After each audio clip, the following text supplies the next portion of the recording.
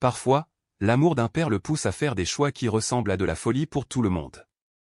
Quand Liam Park a perdu sa femme dans un accident de voiture, il a vu son fils de 10 ans, Kai, lui échapper jour après jour jusqu'à ce qu'ils deviennent des étrangers vivant sous le même toit. Liam a fait quelque chose de désespéré. Il a vendu tout ce qu'il possédait et a acheté une cabane en bambou suspendue entre deux falaises au Népal. Tout le monde le traitait de fou. Ses voisins disaient qu'il mettait son fils en danger. Sa famille menaçait de lui enlever Kai. La cabane n'avait ni électricité, ni eau courante, et n'était accessible que par un pont de corde. Mais Liam y voyait leur dernière chance de se reconnecter.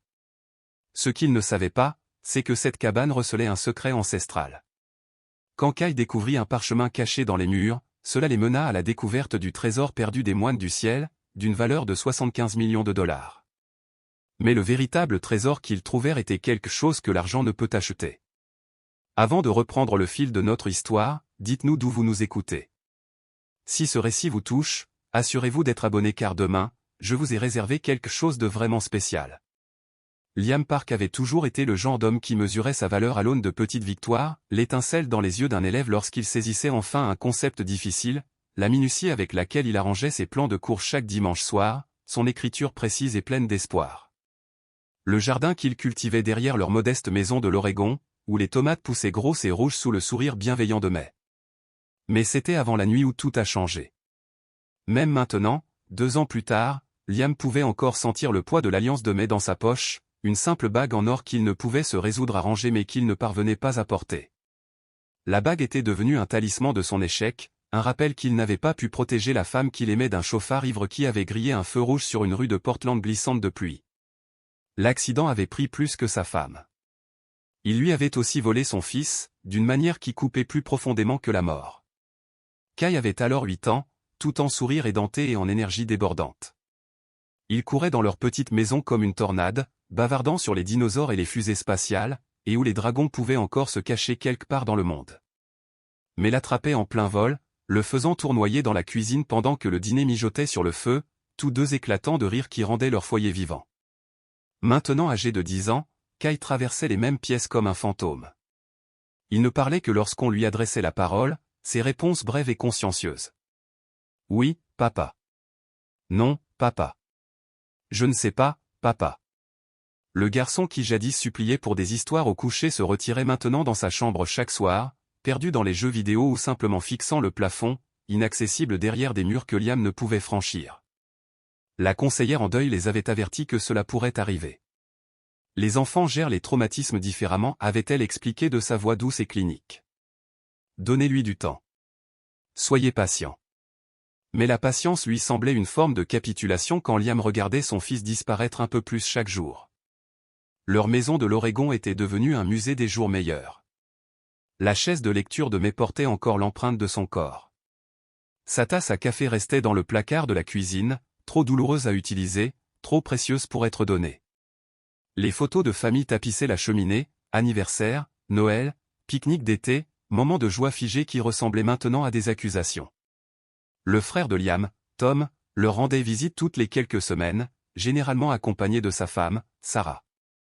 Leur inquiétude était enveloppée d'observations de plus en plus acerbes sur le comportement renfermé de Kai et l'incapacité de Liam à aller de l'avant. Leurs intentions étaient bonnes, mais leurs suggestions sonnaient comme des reproches, séances de thérapie, groupes de soutien, même des sites de rencontres. Chaque recommandation était un rappel supplémentaire de ses échecs en tant que mari et père. « Tu ne peux pas continuer à vivre dans le passé, Liam, dit Tom lors de leur dernière visite, sa voix douce mais ferme. Mais ne voudrais pas ça pour vous deux. » Mais Tom n'avait pas vu le visage de Kai se vider chaque fois que quelqu'un mentionnait sa mère. Il n'avait pas vu son neveu se transformer d'un enfant bavard et curieux en quelqu'un qui fuyait l'affection. Les propres enfants de Tom étaient en bonne santé, heureux, épargnés par la tragédie. Que pouvait-il comprendre de la navigation dans un monde où l'amour semblait dangereux? Madame Chen, leur voisine âgée, était plus douce dans ses observations. Elle connaissait Mai depuis l'enfance, avait vu leur courtoisie éclore à travers les clôtures de jardin et les repas du soir partagés. Parfois, Liam la trouvait assise sur son porche au petit matin, ses mains burinées autour d'une tasse de thé fumante, ses yeux doux de souvenirs. « Votre femme, avait-elle dit un matin, elle croyait toujours en des choses que les autres ne pouvaient pas voir. Elle me racontait des histoires sur sa grand-mère, sur les vieilles coutumes et la sagesse cachée. La voix de Madame Chen avait pris une qualité onirique. Mais disait que certaines vérités ne pouvaient être trouvées qu'en se perdant d'abord.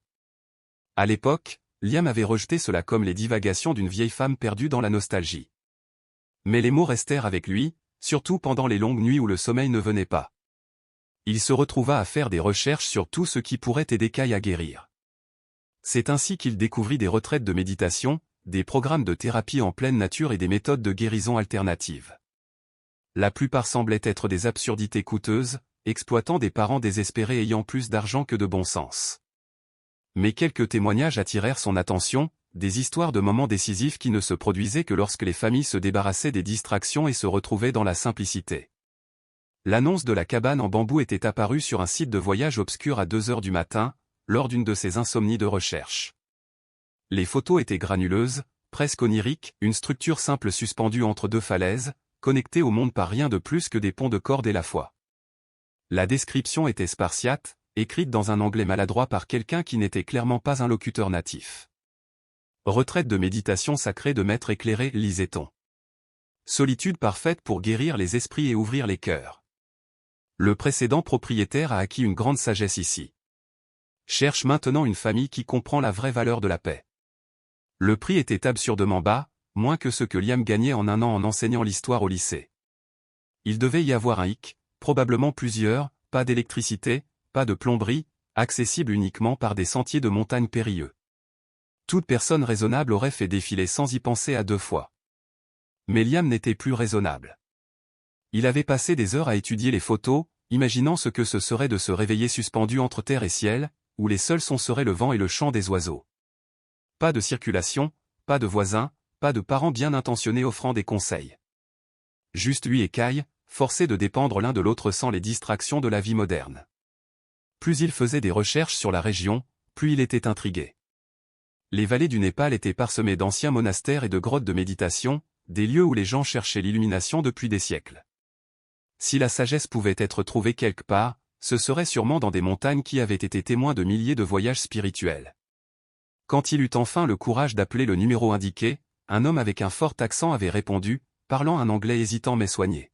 « Vous êtes, père, à la recherche de guérison ?» avait demandé la voix après que Liam ait balbutié ses questions. « Oui » avait admis Liam. « Mon fils et moi, nous avons perdu notre chemin. » Il y eut une longue pause, remplie de ce qui semblait être des chuchotements en consultation dans une autre langue. La cabane choisit ses occupants, avait finalement dit l'homme. Elle est vide depuis 3 ans, attendant la bonne famille. Peut-être êtes-vous destiné à la trouver.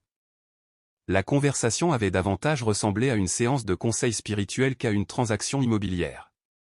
Le vendeur, qui s'était présenté simplement comme Pamba, avait posé des questions pointues sur les intentions de Liam, sa relation avec son fils, même ses croyances sur le destin et la coïncidence. La plupart des agents de location auraient raccroché, mais quelque chose dans la douce persistance de l'homme semblait important. Votre femme, avait dit Pamba vers la fin de leur appel. Elle croyait en des choses au-delà du monde physique. Oui, le souffle de Liam s'était coupé. Il n'avait jamais mentionné mais. Comment avez-vous? Certaines connaissances viennent d'au-delà des mots, mon ami. La cabane vous enseignera à tous les deux ce que vous devez apprendre. Mais vous devez être prêt à faire confiance à ce que vous ne pouvez pas encore comprendre. Les formalités administratives avaient été étonnamment simples, gérées par un avocat à Katmandou qui parlait un anglais parfait et avait assuré à Liam que la transaction était parfaitement légale. Le transfert de propriété avait été rapide, presque cérémoniel, comme si les montagnes elles-mêmes bénissaient l'arrangement. Maintenant, en emballant leur vie dans 2 valises, Liam se demandait s'il faisait la plus grande erreur de sa vie. Kai était assis sur son lit, regardant son père plier des vêtements avec la même expression détachée qu'il avait pour tout le reste. « Tu es sûr de ça, papa ?» demanda Kai, sa voix soigneusement neutre. « Je suis sûr que nous devons essayer quelque chose de différent, » répondit Liam, brandissant une photo de 3 des jours meilleurs. « Ta maman disait toujours que les meilleures aventures commençaient par un acte de foi. » Juste un instant, le masque de Kai glissa, et Liam aperçut le garçon curieux et plein d'espoir toujours caché sous le chagrin. Puis les murs se refermèrent. « D'accord, » dit simplement Kai, retournant à son emballage. Madame Chen avait insisté pour les conduire à l'aéroport, sa vieille Honda chargée de colis de soins et de bénédictions cryptiques. Alors qu'ils s'éloignaient de leur maison, officiellement vendu à un jeune couple attendant leur premier enfant, Liam surprit son fils fixant par la vitre arrière, regardant leur ancienne vie disparaître.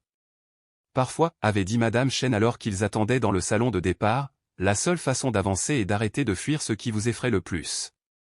Elle avait pressé quelque chose de petit et chaud dans la main de Kai, un pendentif en jade que sa propre grand-mère lui avait donné pour la protection et la clarté. Elle avait murmuré. Maintenant, 36 heures et 3 vols avec correspondance plus tard, il se tenait au bord d'un sentier de montagne au Népal, regardant ce que Liam avait acheté sans l'avoir vu. La cabane en bambou était suspendue entre deux falaises comme quelque chose tiré d'un roman fantastique, ses murs brillants d'or sous le soleil de fin d'après-midi. Un pont de corde oscillait doucement dans la brise montagnarde, la seule connexion entre leur passé et ceux qui les attendaient. On dirait qu'elle flotte, murmura Kai. Et pour la première fois depuis des mois, Liam entendit de l'émerveillement dans la voix de son fils. Peut-être, juste peut-être, avait-il fait le bon choix après tout. La confrontation avec Tom avait été inévitable. Mais Liam ne s'attendait pas à ce qu'elle survienne si tôt après qu'il eut annoncé son plan.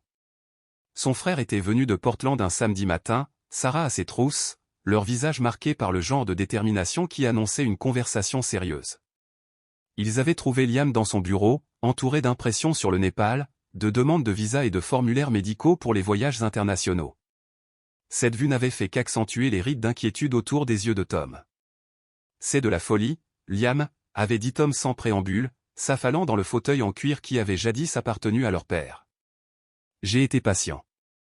J'ai essayé d'être compréhensif, mais je ne peux pas te regarder détruire ce qui reste de ta famille. Sarah était restée debout, les bras croisés, son expression un mélange prudent d'inquiétude et de frustration. Nous avons parlé à un avocat, Liam.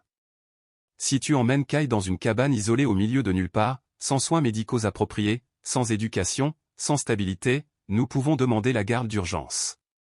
Les mots avaient frappé comme des coups physiques.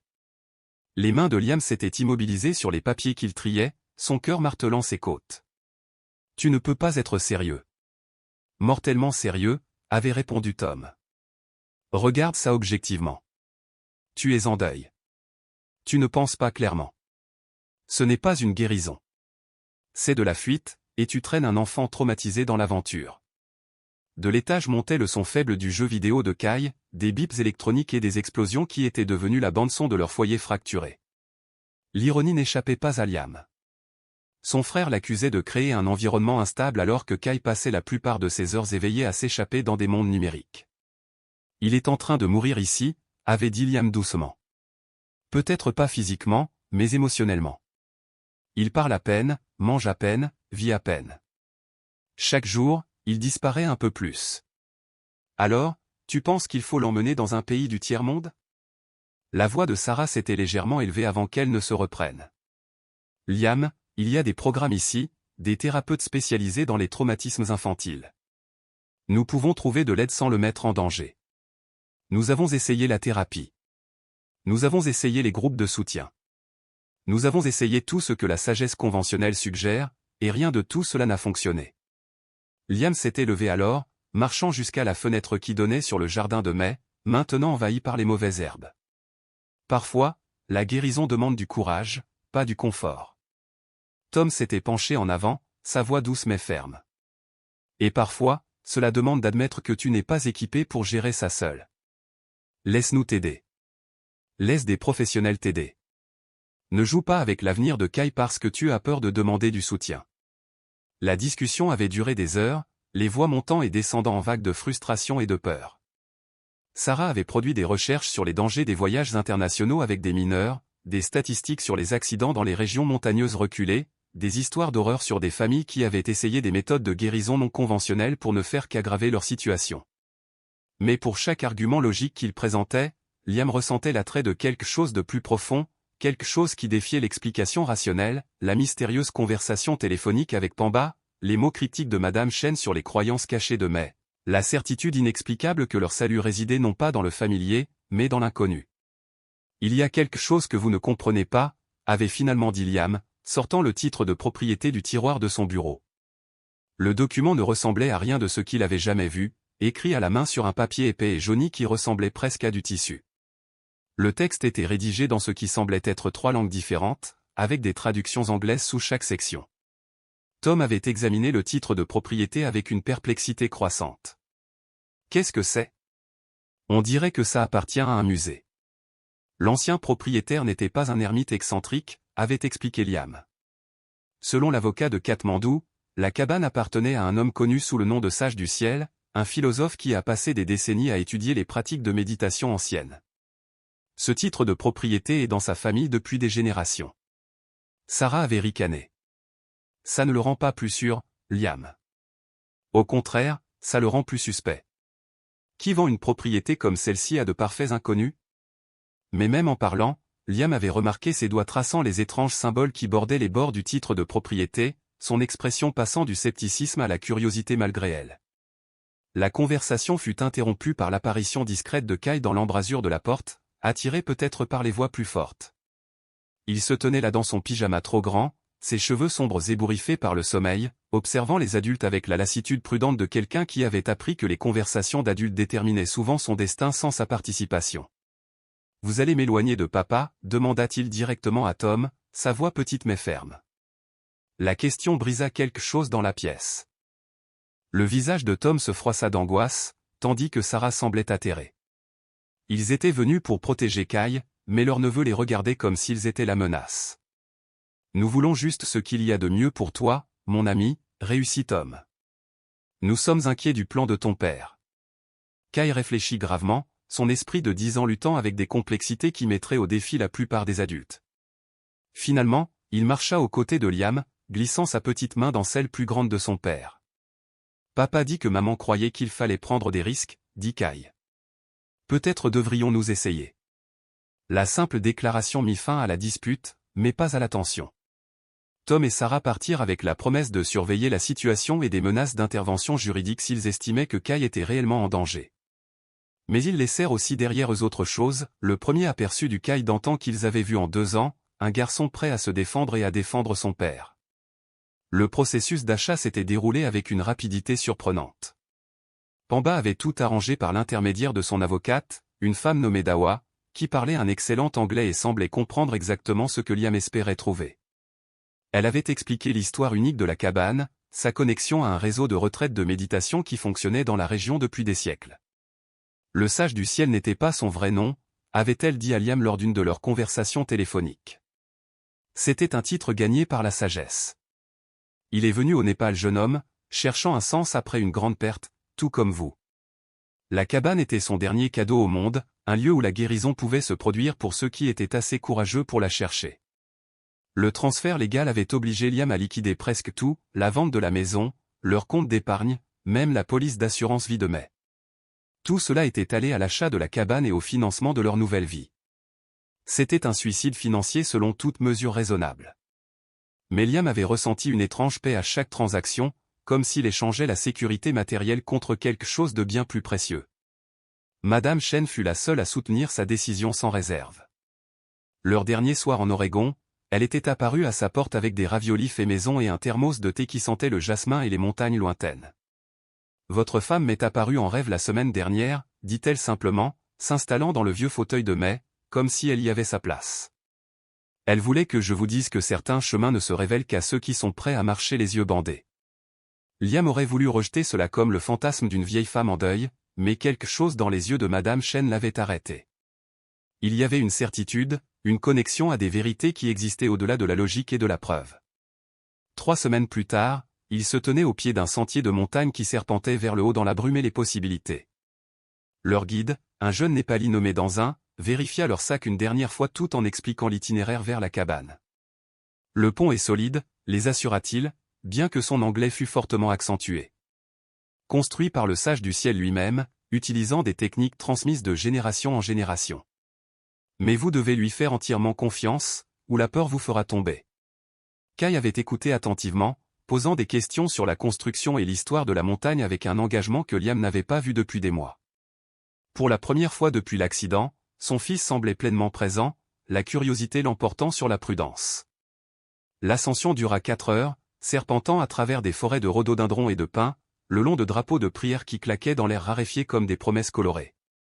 À chaque pas vers le haut, le monde en contrebas rapetissait, tandis que le monde devant eux grandissait et devenait plus mystérieux.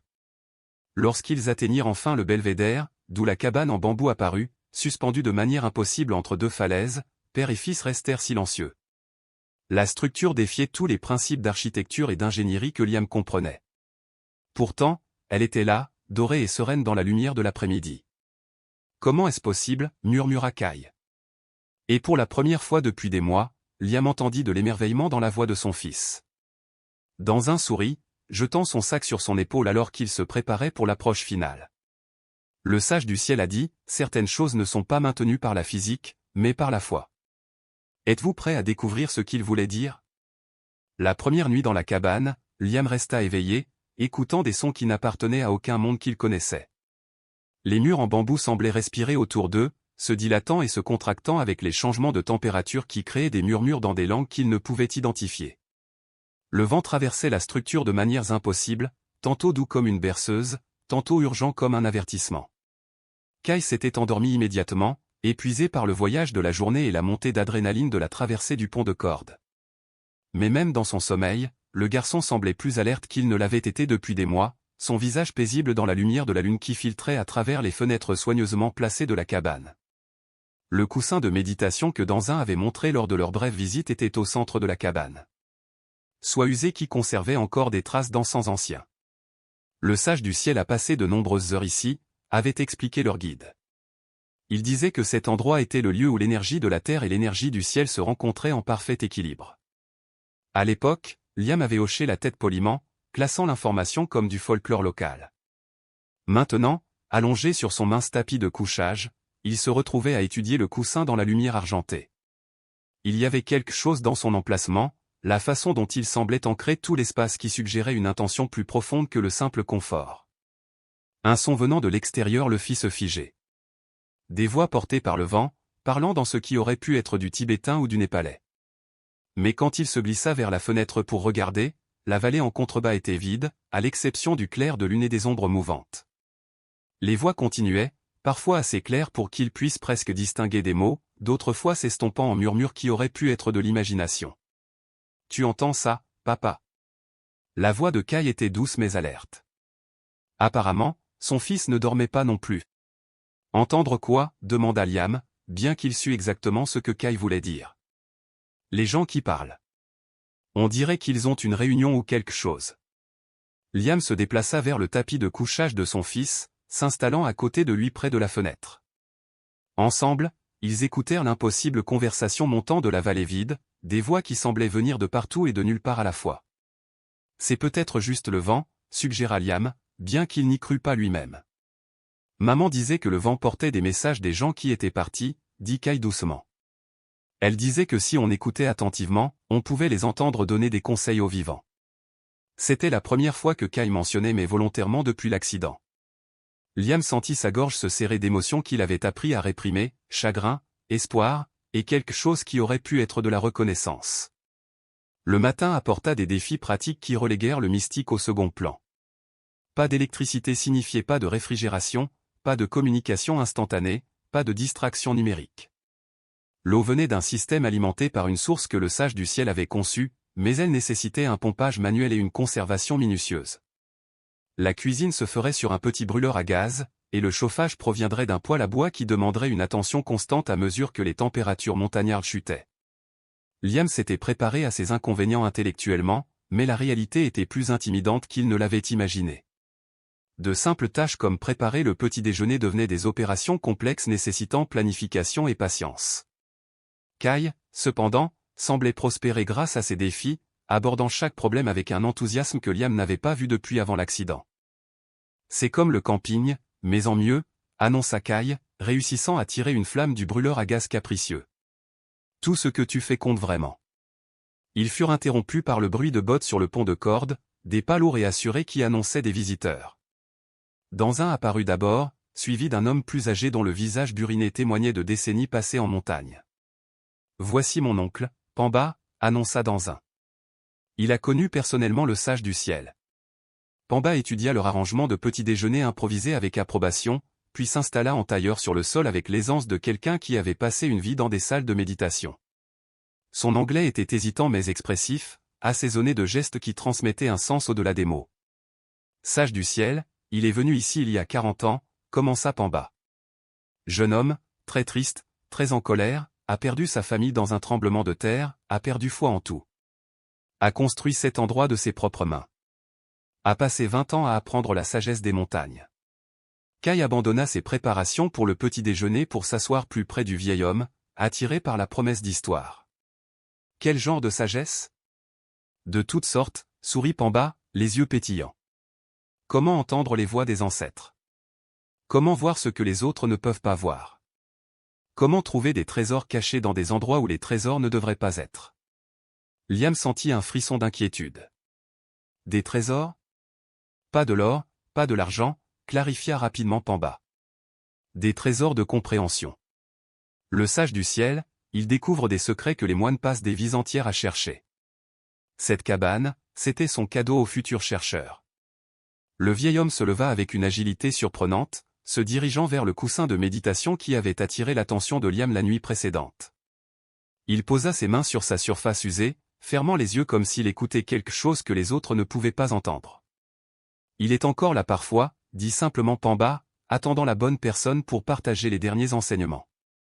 D'autres personnes sont-elles restées ici depuis sa mort? Demanda Liam. Danzin et son oncle échangèrent des regards, une communication silencieuse passant entre eux. Finalement, Pamba secoua la tête. Beaucoup essaient. Des familles viennent chercher la guérison. Des chercheurs spirituels viennent chercher l'illumination.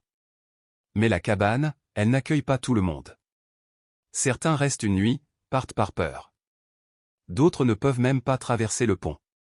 Il ne les supportera pas. Pourquoi? Demanda Kai, se rapprochant inconsciemment de son père.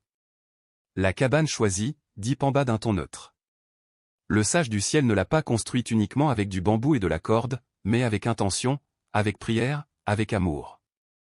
Seuls ceux qui ont un cœur pur et un besoin réel peuvent en faire leur foyer. Ils passèrent la matinée à acquérir des compétences pratiques auprès de leurs visiteurs, comment entretenir le système d'eau, où trouver le meilleur bois de chauffage, quel sentier de montagne était sûr pour l'exploration. Mais sous les instructions banales, Liam sentait des courants plus profonds, la façon dont les yeux de Pamba s'attardaient sur certains détails architecturaux, l'attention minutieuse que Danzin portait aux réactions de Kai aux différentes parties de la cabane, la manière révérencieuse avec laquelle les deux hommes manipulaient les quelques possessions restantes du sage du ciel. Alors que les ombres de l'après-midi commençaient à s'allonger, leurs invités se préparèrent à partir. Mais Pamba s'arrêta sur le seuil, étudiant Kai avec une expression que Liam ne pouvait tout à fait interpréter. Il a un don pour entendre ce que les autres manquent. C'est une bonne chose, mais aussi une chose dangereuse. Les esprits de la montagne, ils testent ceux qui peuvent percevoir leur présence. Quel genre de test? Demanda Liam, ses instincts protecteurs s'éveillant. Chaque personne fait face à un défi différent, répondit Pamba. Pour le sage du ciel, le test était d'apprendre à faire confiance à la sagesse plutôt qu'à la peur. Pour vous, pour le garçon, les tests seront ce que vous avez le plus besoin d'apprendre. Après leur départ, père et fils passèrent la soirée à explorer plus en profondeur leur nouvelle maison. La cabane était plus grande qu'elle n'y paraissait de l'extérieur, avec d'astucieux tours architecturaux qui créaient l'illusion d'un plus grand espace. Des rangements cachés révélèrent des provisions laissées par le sage du ciel, textes de méditation, herbes médicinales, outils pour la vie en montagne. Dans une alcôve, Kai découvrit une collection de journaux écrits en anglais, apparemment le propre récit du sage du ciel de son voyage spirituel. Les entrées étaient datées, mais pas dans l'ordre chronologique, comme si l'homme les avait écrites à différentes phases de compréhension plutôt que comme des enregistrements quotidiens. « Écoute ça », dit Kai, s'installant près du feu du soir avec un des journaux. « Aujourd'hui, j'ai compris que la cabane ne contient pas seulement de la sagesse, elle l'amplifie. Chaque poutre, chaque jointure, chaque fenêtre soigneusement placée crée une résonance qui ouvre la perception à des vérités normalement cachées à la conscience humaine. » Liam regarda leur foyer suspendu avec des yeux nouveaux. Ce qu'il avait pris pour un charme rustique pourrait en fait être une technologie spirituelle sophistiquée, conçue pour améliorer la conscience et accélérer la transformation personnelle.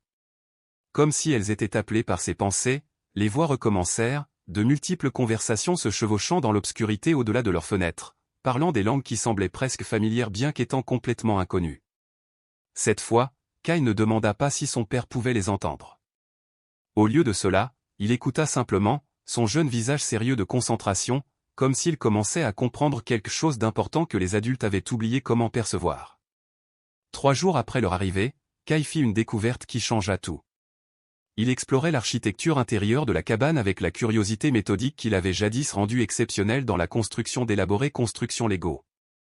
Maintenant, au lieu de blocs de plastique, il cartographiait le flux des joints de bambou et des poutres de support, essayant de comprendre comment la structure maintenait son impossible suspension. « Papa, viens voir ça », appela Théil depuis l'alcôve où ils rangeaient leurs provisions de cuisine. Liam trouva son fils accroupi sous une étagère basse, l'oreille pressée contre le mur en bambou. « Tu entends ce son bourdonnant » Liam écouta attentivement, mais n'entendit que les vents habituels de la montagne. Quel genre de bourdonnement? Comme un chant, mais très bas et doux. Les yeux de Kai brillaient de découverte. Ça devient plus fort quand je touche ce symbole sculpté ici. Le symbole était si subtil que Liam dut plisser les yeux pour le distinguer, un motif en spirale gravé dans le bambou, pas plus grand qu'une pièce de monnaie. Quand Kai y posa sa paume, le bourdonnement devint audible pour eux deux, un son résonnant qui semblait émerger des murs eux-mêmes. Le son déclencha quelque chose dans la structure de la cabane. Une section de panneaux en bambou glissa avec un murmure, révélant un compartiment caché derrière le mur.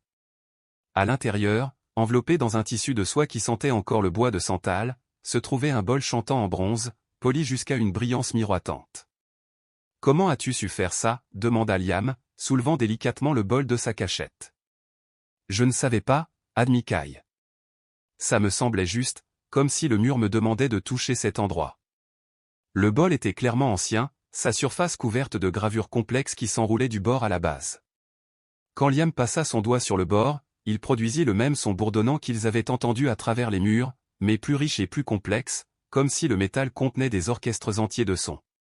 Leur expérimentation fut interrompue par des pas sur le pont.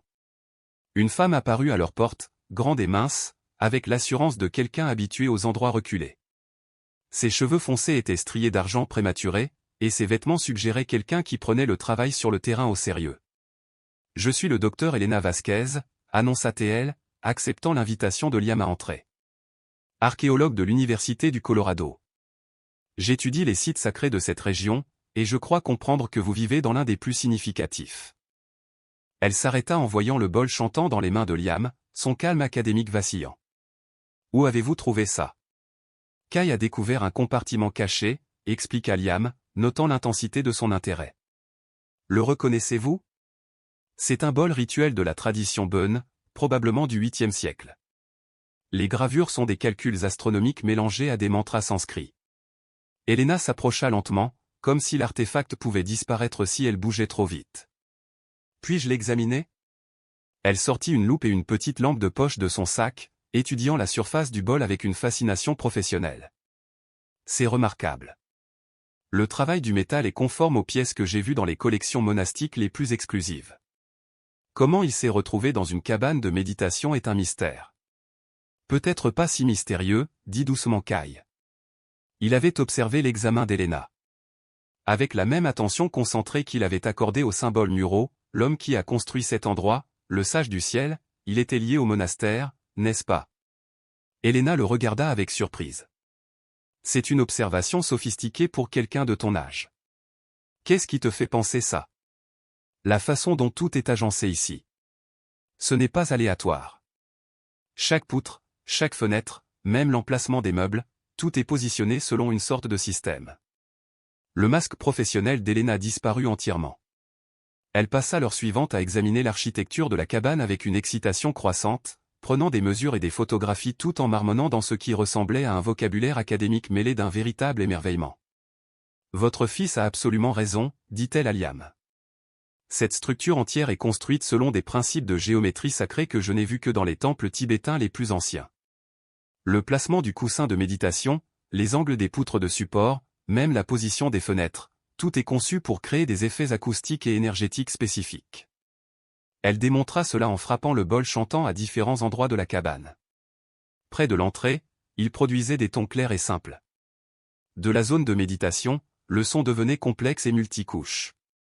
Près de l'alcôve de couchage, il résonnait avec des harmonies qui semblaient favoriser un repos profond. Le sage du ciel n'était pas seulement un chercheur spirituel, conclut Elena. C'était un ingénieur acousticien utilisant des principes que la science moderne ne commence que maintenant à comprendre. Ce soir-là, Elena resta dîner, partageant des histoires de ses recherches sur les sites sacrés à travers l'Himalaya.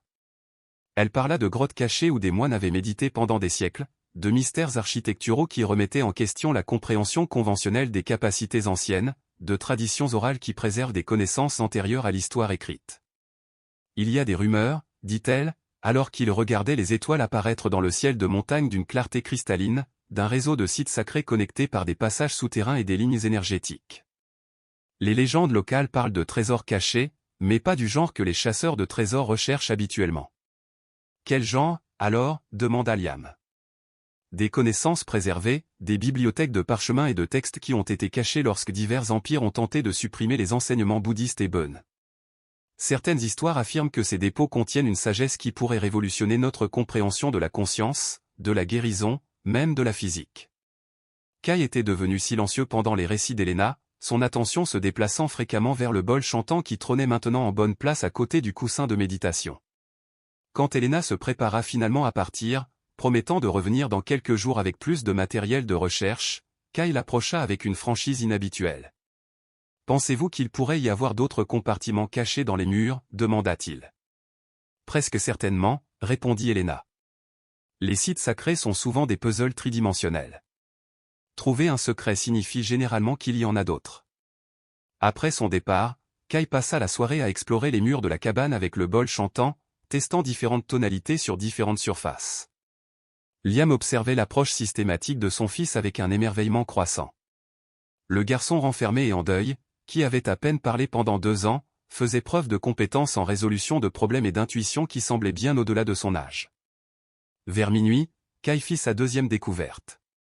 En utilisant une séquence spécifique de tonalités qu'il avait trouvée par tâtonnement, il déclencha un autre mécanisme caché. Cette fois, une section entière de plancher se souleva, révélant un espace sous la cabane qui n'aurait pas dû exister compte tenu de sa construction suspendue. À l'intérieur du compartiment caché se trouvait un rouleau enveloppé dans du cuir huilé, sa surface couverte de symboles qui ressemblaient à un mélange de sanskrit, de tibétain et de quelque chose d'entièrement différent. À côté, se trouvaient ce qui semblait être des fragments de textes supplémentaires, comme si quelqu'un avait découpé un manuscrit plus grand et distribué les morceaux pour les garder en sécurité. « Papa » murmura Kai, sa voix remplie de stupéfaction. « Je crois que nous avons trouvé quelque chose de vraiment important. » Comme en réponse à ces paroles, le vent de la montagne s'éleva autour de leur demeure suspendue, portant des voix qui ressemblaient presque à des applaudissements, ou peut-être à des encouragements chuchotés provenant de sources qu'ils commençaient tout juste à comprendre. La cabane elle-même semblait vibrer de satisfaction, comme si elle avait attendu des décennies des occupants capables de percer ses secrets les plus profonds. Liam réalisa que leur retraite dans ce lieu reculé devenait quelque chose de bien plus complexe qu'une simple guérison. Ils n'étaient pas seulement des invités dans l'ancienne demeure du Sage du Ciel, ils étaient les participants d'un mystère qui attendait depuis des années les bonnes personnes pour le résoudre. Elena revint 3 jours plus tard avec un équipement qui transforma leur cabane rustique en quelque chose qui ressemblait à un poste de recherche. Elle avait apporté des lumières portables, des logiciels de traduction et des appareils photo spécialisés pour documenter les textes anciens.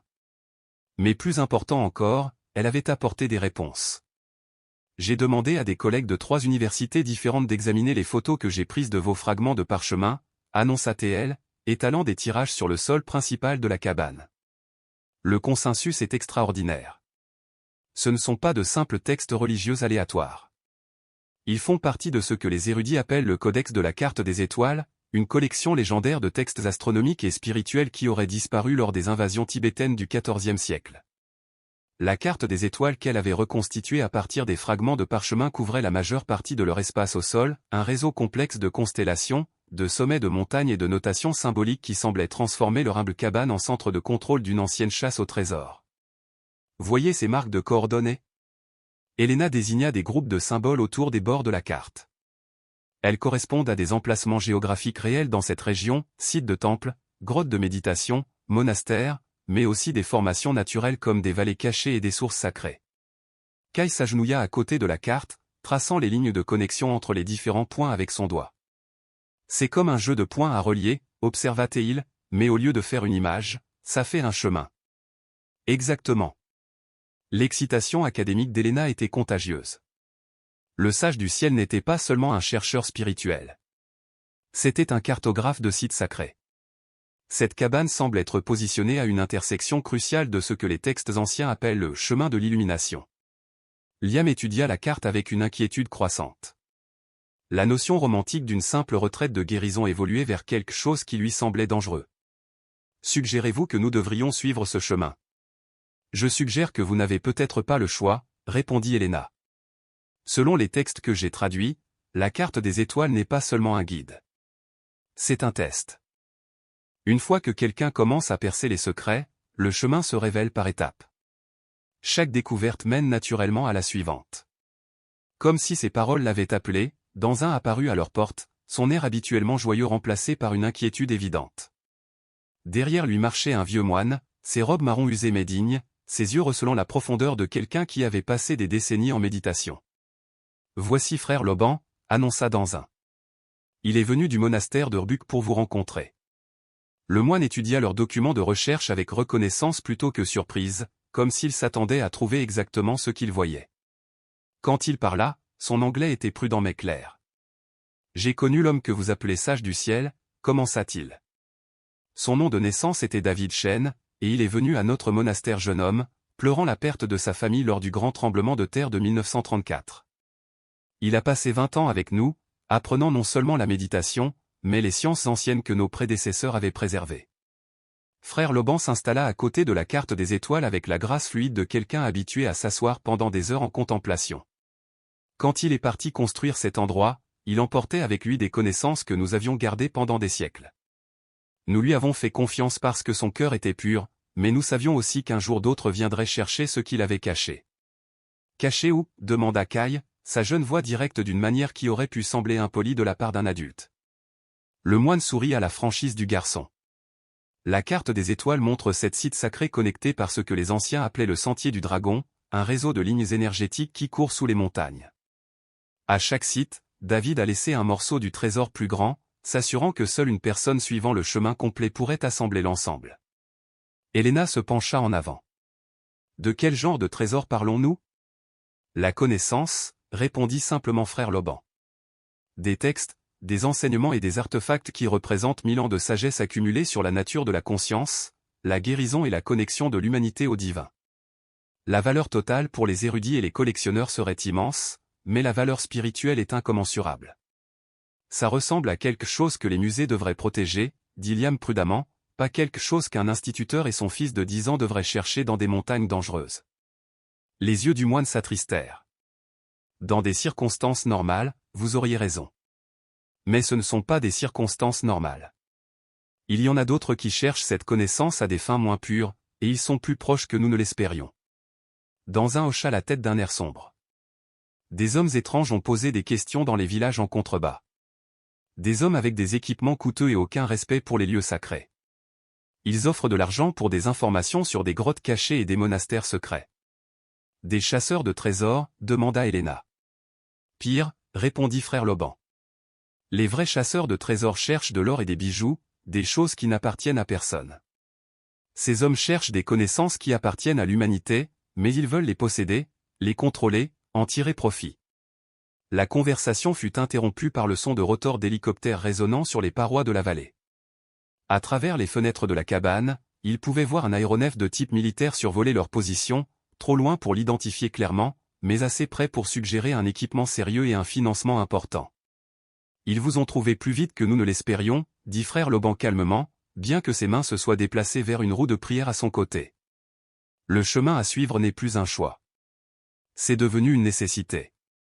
Le moine se leva et se dirigea vers la section du mur où Kai avait découvert le premier compartiment caché.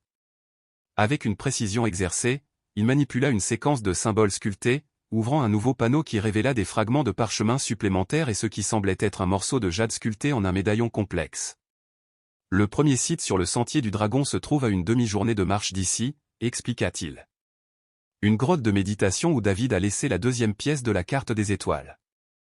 Mais le chemin est périlleux, et ceux qui vous suivent ne respecteront pas la nature sacrée du voyage.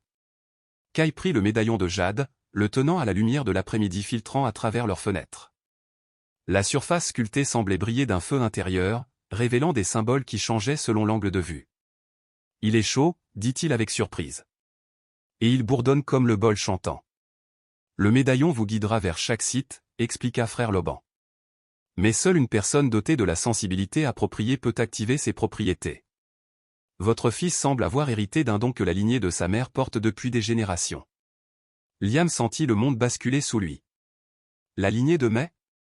Votre femme descendait de la famille qui a originellement créé la carte des étoiles, dit doucement le moine. Le sage du ciel était son grand-oncle, bien qu'elle ne l'ait jamais su. Lorsqu'il a établi ce réseau de sites sacrés, il préparait le jour où quelqu'un doté de l'héritage approprié serait prêt à achever le travail qu'il avait commencé. Les rotors de l'hélicoptère devinrent plus bruyants, suggérant que l'appareil atterrissait quelque part dans la vallée en contrebas. Elena rangea rapidement son équipement tandis que Danzin et frère Loban se consultèrent en tibétain rapide. « Nous devons partir immédiatement », annonça le moine. Le premier site sacré peut être atteint par des chemins que ceux-là ne peuvent suivre avec leurs machines, mais seulement si nous partons maintenant. Liam regarda son fils, ne voyant pas l'enfant endeuillé et renfermé qui avait à peine parlé pendant 2 ans, mais une jeune personne découvrant des capacités qu'il ignorait posséder. Kai tenait le médaillon de jade avec assurance, comme si c'était un outil qu'il avait attendu toute sa vie d'utiliser. « Es-tu prêt pour une aventure, papa » demanda Kai. Et pour la première fois depuis la mort de Mai, Liam entendit son fils sonner vraiment vivant. Dehors, les moteurs de l'hélicoptère s'étaient arrêtés, remplacés par le son lointain de voix transportant du matériel et de la détermination. Les chasseurs de trésors, ou quels qu'ils soient, étaient arrivés. La retraite sûre et apaisante que Liam avait achetée était sur le point de devenir le point de départ d'un voyage qui mettrait à l'épreuve tout ce qu'il pensait comprendre du monde et de sa place en son sein. Le chemin vers le premier site sacré serpentait à travers un terrain qui semblait conçu pour décourager toute exploration désinvolte. Frère Loban guida leur petit groupe le long de corniches à peine assez larges pour un seul fil, à travers des lits de cours d'eau qui disparaissaient dans des canaux souterrains, et à travers des forêts si denses que la lumière du soleil n'atteignait le sol que par taches isolées. Kai avait changé depuis qu'il avait découvert le médaillon de jade. Le garçon silencieux et renfermé avait disparu, remplacé par quelqu'un qui se déplaçait dans les montagnes avec une confiance surprenante. Il consultait fréquemment le médaillon, le tenant pour capter la lumière ou le pressant contre des formations rocheuses, comme si le jade sculpté fournissait des informations de navigation invisibles aux autres. Le médaillon réagit aux lignes énergétiques qui relient les sites sacrés, expliqua frère Loban lors d'une de leurs brèves haltes. Votre fils apprend à lire la géographie spirituelle de la montagne, une compétence qu'il faut des années à la plupart des moines pour développer. Elena documentait tout avec l'équipement portable qu'elle avait réussi à saisir lors de leur départ précipité. Sa formation académique était en conflit avec la réalité de ce dont elle était témoin, un garçon de 10 ans affichant des capacités de navigation qui défiaient la compréhension conventionnelle, guidé par un artefact qui semblait vibrer de sa propre intelligence. Cela remet en question tout ce que nous savons sur la façon dont les enfants traitent l'information spatiale, murmura-t-elle, observant Kai s'arrêter devant un rocher apparemment aléatoire pour consulter le médaillon. Il lit des indices environnementaux qui ne sont pas visibles pour le reste d'entre nous. Peut-être, suggéra frère Loban, la question n'est pas comment il les lit, mais pourquoi le reste d'entre nous a oublié comment. Il marchait depuis 3 heures quand Kai s'arrêta soudainement, tenant le médaillon au-dessus de sa tête. La pièce de jade capta la lumière filtrée du soleil et sembla s'enflammer, projetant des motifs de lumière et d'ombre qui révélèrent des symboles auparavant invisibles gravés dans la falaise à côté d'eux. Ici, annonça Kai avec une certitude tranquille. La grotte est ici.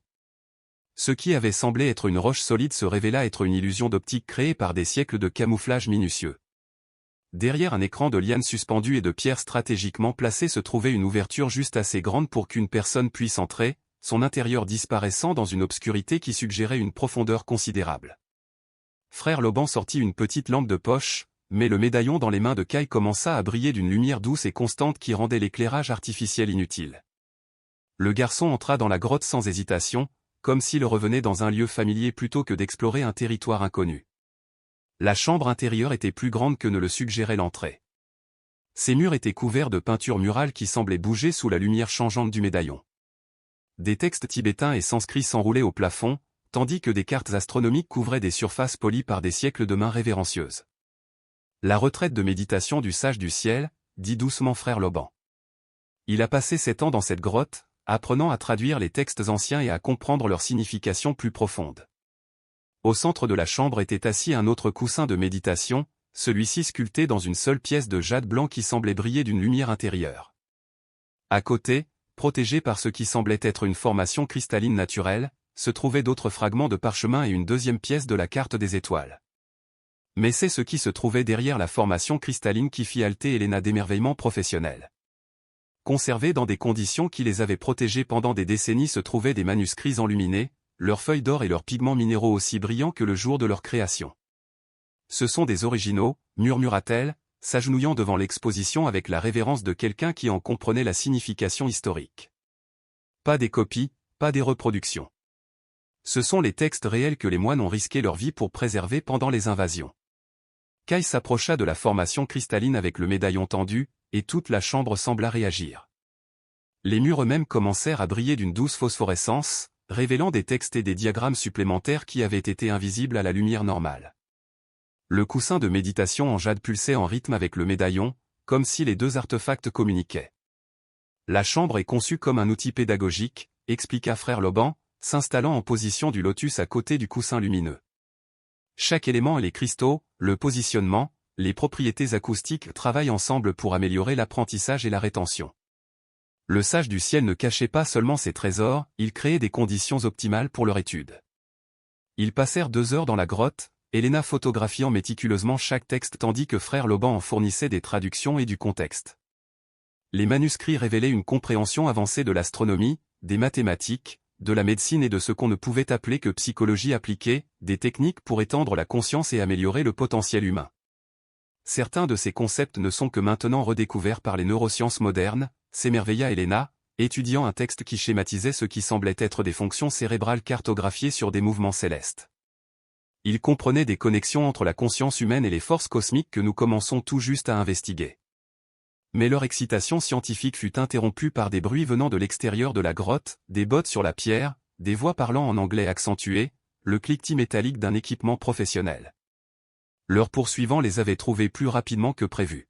« Combien d'hommes » murmura frère Loban, se dirigeant vers l'entrée de la grotte avec une furtivité exercée. « 6, peut-être 7, répondit Helena à voix basse après avoir risqué un coup d'œil dehors. « Équipement militaire, armes sérieuses. Ce n'est pas une expédition de chasse au trésor amateur. » À travers l'ouverture de la grotte, il pouvait entendre une voix parlant avec l'autorité nette de quelqu'un habitué à commander. « La piste du garçon s'arrête ici. Dispersez-vous et cherchez des ouvertures. » Les cartes de chaîne indiquaient plusieurs chambres dans cette zone. Liam sentit son estomac se nouer de reconnaissance. D'une manière ou d'une autre, ces gens connaissaient la véritable identité du sage du ciel et son réseau caché de sites sacrés. Ce n'était pas une chasse au trésor aléatoire, c'était une acquisition ciblée d'artefacts spécifiques par des personnes ayant accès à des informations qui auraient dû être secrètes. Il y a une autre sortie, dit frère Loban doucement, indiquant un passage à l'arrière de la chambre qui était à peine visible derrière des formations cristallines suspendues. Mais il mène plus profondément dans la montagne, vers des sites beaucoup plus dangereux à atteindre. Dangereux comment ? Demanda Liam, bien qu'il soupçonnât ne pas vouloir connaître la réponse.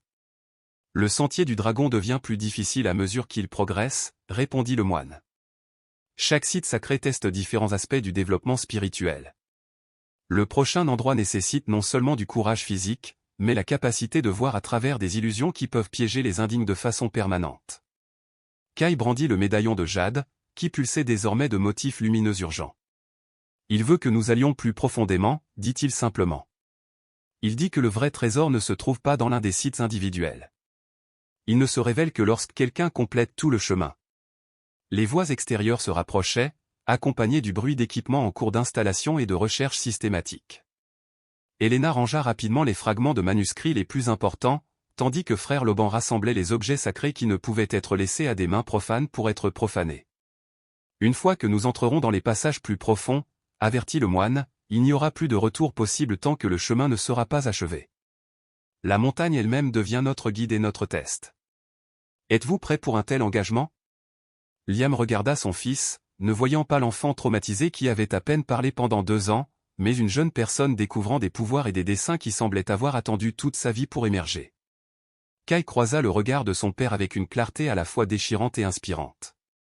Maman disait toujours, les voyages les plus importants commencent quand on a trop peur de faire le premier pas, dit Kai doucement. C'est peut-être le moment de découvrir où celui-ci nous mène. Derrière eux, les bruits de leurs poursuivants devinrent plus pressants. Devant eux s'étendaient des passages qui disparaissaient dans l'obscurité de la montagne, menant vers des sites sacrés où une sagesse ancestrale attendait ceux qui étaient assez courageux pour la chercher. Le choix entre la sécurité et la découverte, entre la retraite et l'avancement, n'était plus théorique. Le médaillon de jade pulsa une fois de plus, sa lumière illuminant le passage caché comme un phare les appelant vers leur destin.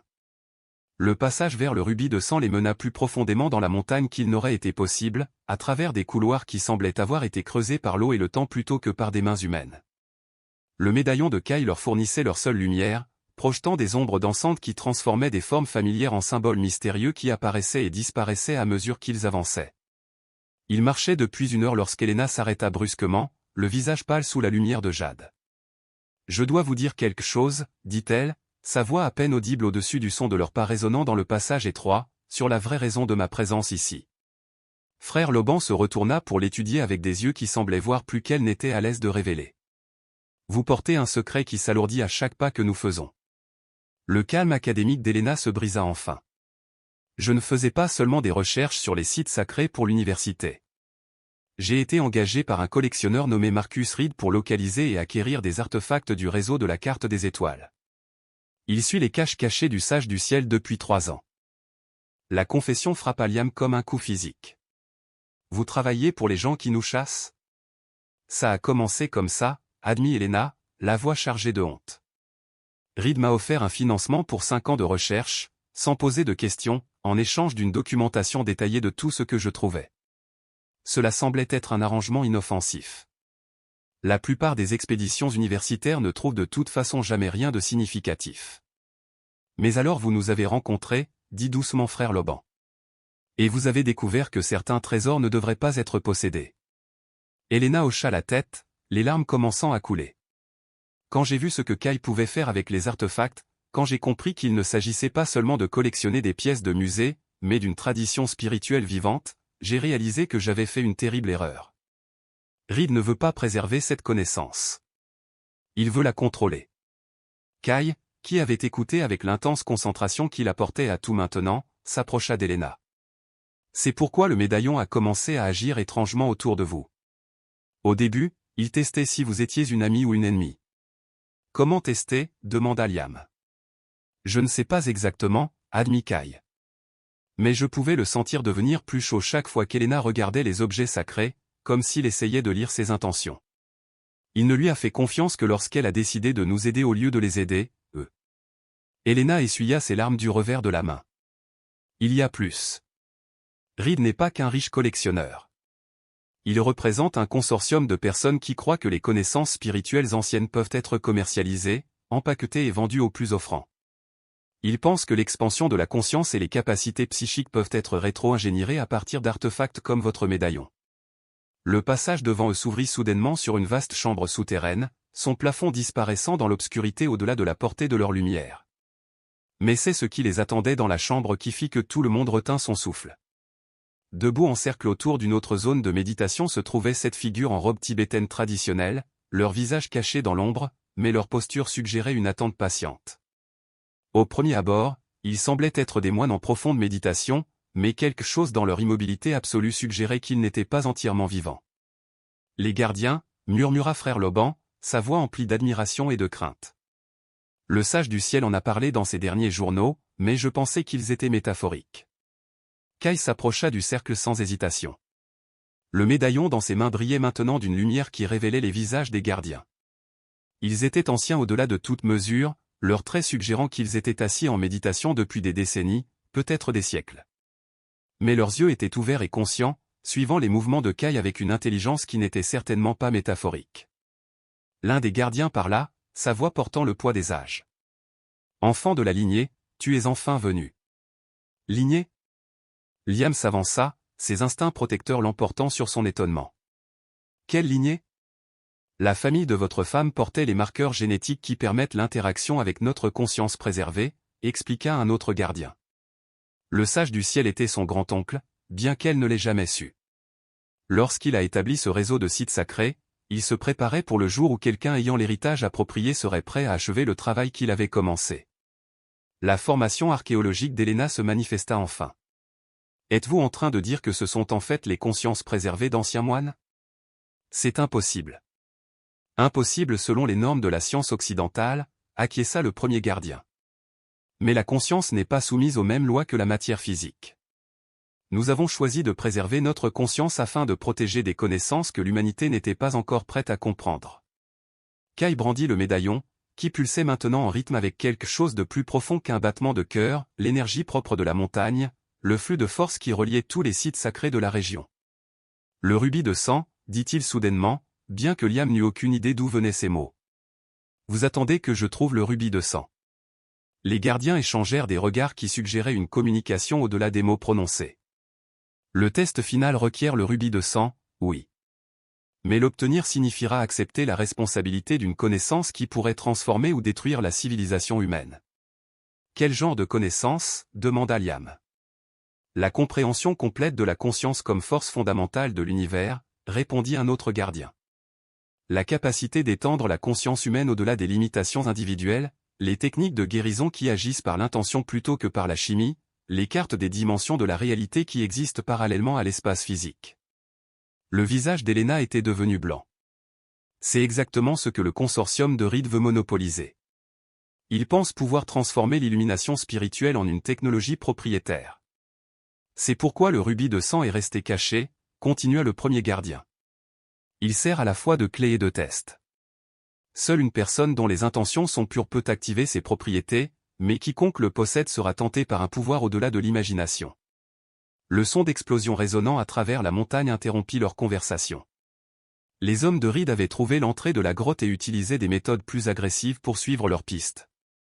Ils dynamitent les passages, dit sombrement frère Loban. Équipement militaire, aucun souci pour la nature sacrée de ces sites. Combien de temps nous reste-t-il, demanda Elena. Peut-être 1 heure avant qu'ils n'atteignent cette chambre, répondit le premier gardien. Mais le chemin vers le rubis de sang demande au moins 6 heures, et l'itinéraire est périlleux au-delà de toute compréhension normale. Kai s'avança au centre du cercle des gardiens.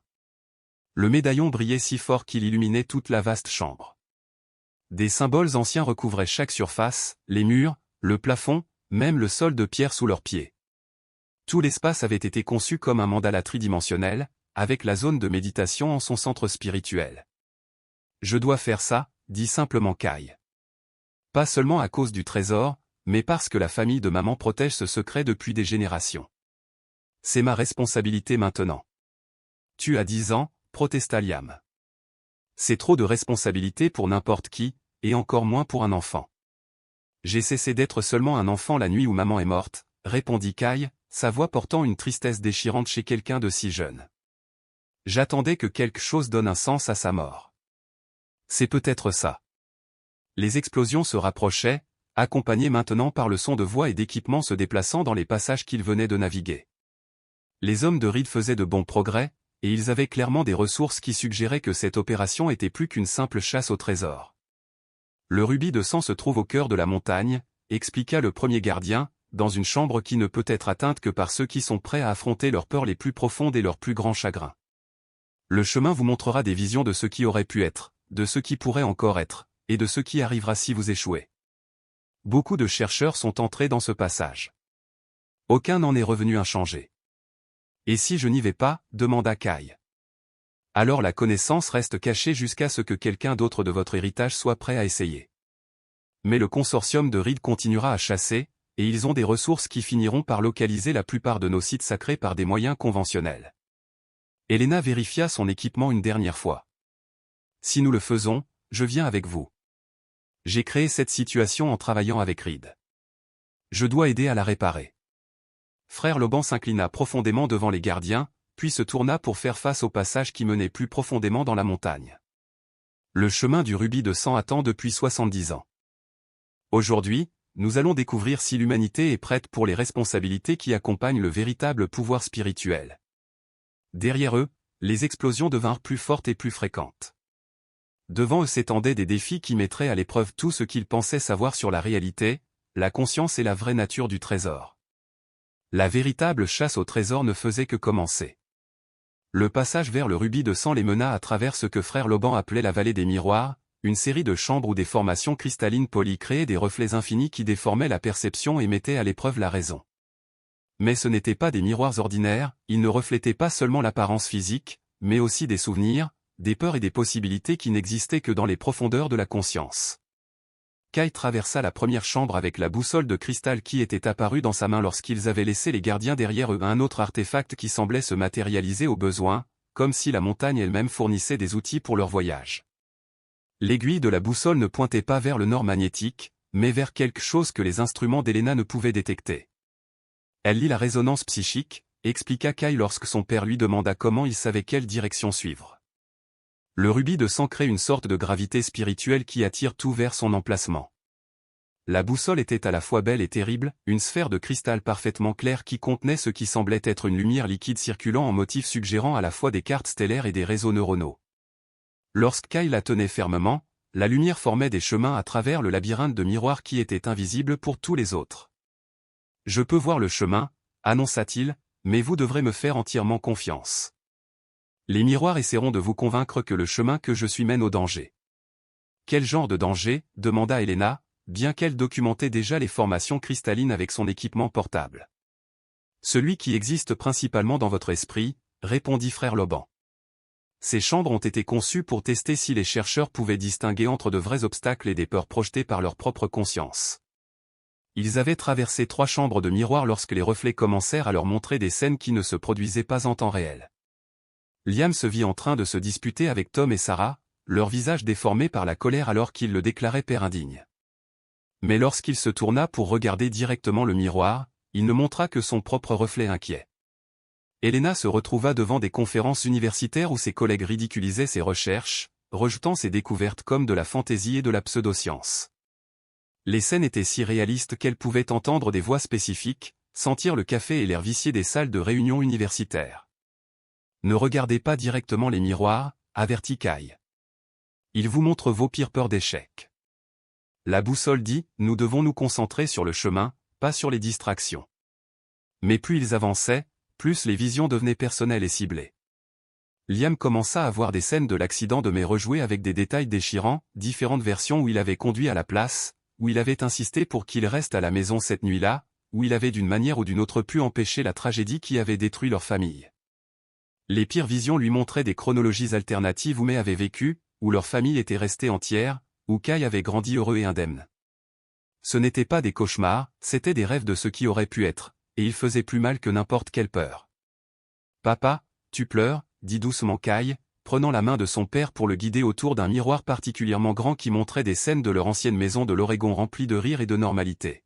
« Je suis désolé, » réussit Liam, « de voir ce que nous avons perdu, ce que nous aurions pu avoir. » « Mais nous ne sommes pas perdus, » interrompit Kai. « Nous sommes différents maintenant, mais nous sommes toujours nous. Et peut-être que ce voyage est ce que nous étions censés trouver. » Elena lutta avec des visions de sa carrière universitaire en ruine, sa réputation détruite par son association avec des chasseurs de trésors et des affirmations mystiques qui ne pouvaient être prouvées par la science conventionnelle.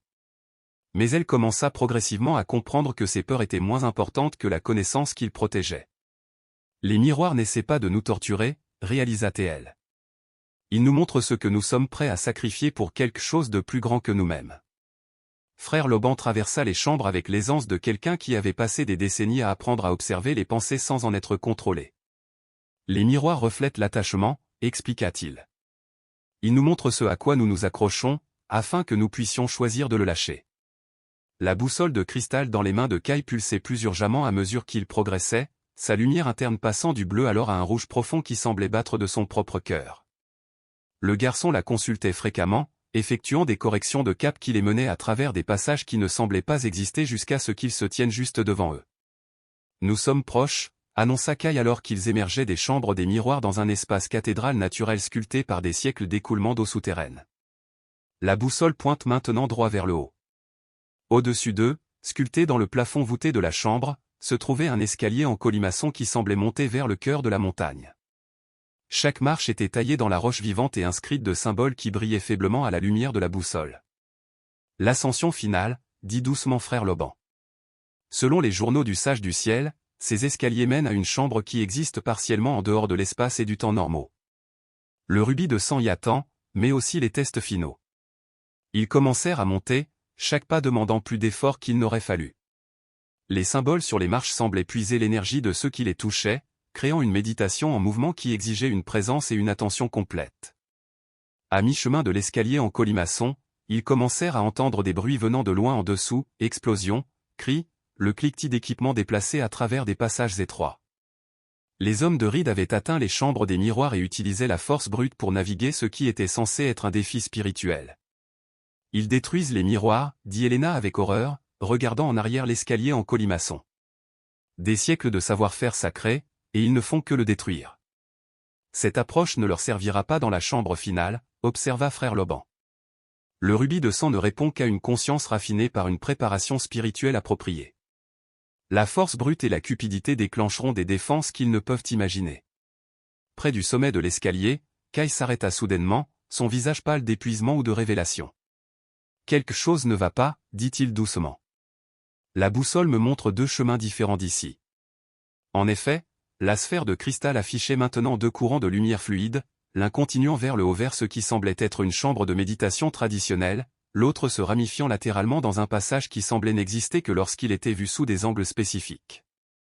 Le test du choix, dit frère Loban avec reconnaissance. Le sage du ciel a écrit sur ce moment. Le chercheur doit choisir entre le chemin de la sagesse et le chemin du pouvoir. Quelle est la différence, demanda Liam. La chambre au-dessus contient le rubis de sang et les trésors spirituels accumulés de siècles, mais elle contient aussi la tentation d'utiliser ce pouvoir à des fins personnelles. Le passage latéral mène à la compréhension sans la possession, une sagesse qui transforme le chercheur, mais ne peut être possédée ou échangée. Helena étudia les deux chemins avec sa formation scientifique, essayant de comprendre les principes architecturaux qui pouvaient créer une telle illusion d'optique. Comment est-il possible qu'un passage n'existe que lorsqu'il est vu sous certains angles? Peut-être, suggéra frère Loban, la question n'est pas comment, mais pourquoi. La montagne elle-même pourrait nous enseigner que certaines vérités ne peuvent être perçues que par ceux qui les abordent avec une intention appropriée. Les bruits de la poursuite se rapprochaient, accompagnés maintenant par des voix criant des ordres en anglais. L'équipe de Reed avait navigué les chambres des miroirs et trouvé l'escalier en colimaçon. Ils atteindraient le point de choix en quelques minutes. Kai serra la boussole de cristal contre sa poitrine, son jeune visage sérieux sous le poids de la décision. Si je choisis la chambre avec le rubis, je peux le protéger des méchants. Mais si je choisis l'autre chemin, la connaissance reste en sécurité, mais il pourrait finir par la trouver de toute façon. Et si tu te trompes, demanda Liam, bien qu'il soupçonnât connaître la réponse. Alors tout ce pourquoi le sage du ciel a travaillé, tout ce que la famille de maman a protégé, sera perdu à jamais. En contrebas, les premiers hommes de Reed apparurent au bas de l'escalier en colimaçon, des hommes en tenue militaire transportant un équipement qui semblait plus conçu pour détruire que pour la quête spirituelle. Ils commencèrent à monter avec l'efficacité mécanique de professionnels, mais leurs lourdes bottes brisèrent plusieurs des marches sculptées, détruisant des symboles qui avaient guidé les chercheurs pendant des générations. Choisissez vite, insista frère Loban. Mais choisissez avec votre cœur, pas avec votre peur. Kai ferma les yeux, tenant la boussole de cristal contre son front dans un geste qui semblait à la fois enfantin et ancien. Quand il les rouvrit, sa décision était claire dans son expression. Je choisis les deux, dit-il simplement. Ou aucun. Je choisis de devenir le pont entre les chemins afin que la sagesse et la protection puissent exister dans la même personne. La boussole de cristal brilla d'une lumière qui remplit toute la chambre, et pendant un instant, les deux chemins devinrent également réels et également accessibles. La montagne elle-même sembla approuver le choix de Kai, répondant par des harmoniques qui firent résonner l'escalier en colimaçon comme une cloche de temple. Maintenant, dit Kai avec une autorité tranquille qui semblait bien au-delà de son âge, nous finissons ce que le sage du ciel a commencé.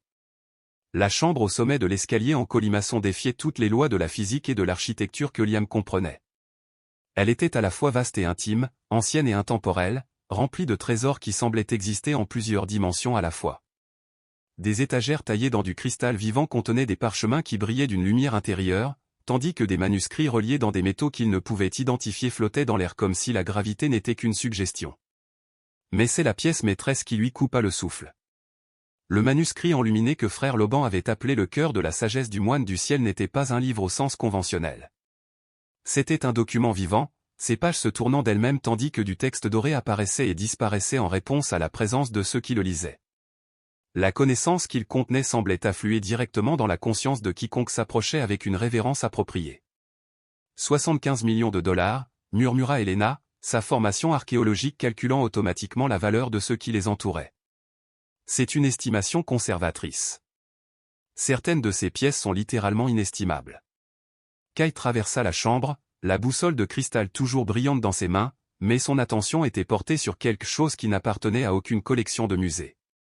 Au centre exact de la chambre, flottant à 3 pieds au-dessus d'un coussin de méditation qui semblait taillé dans un seul et énorme diamant, se trouvait le rubis de sang lui-même.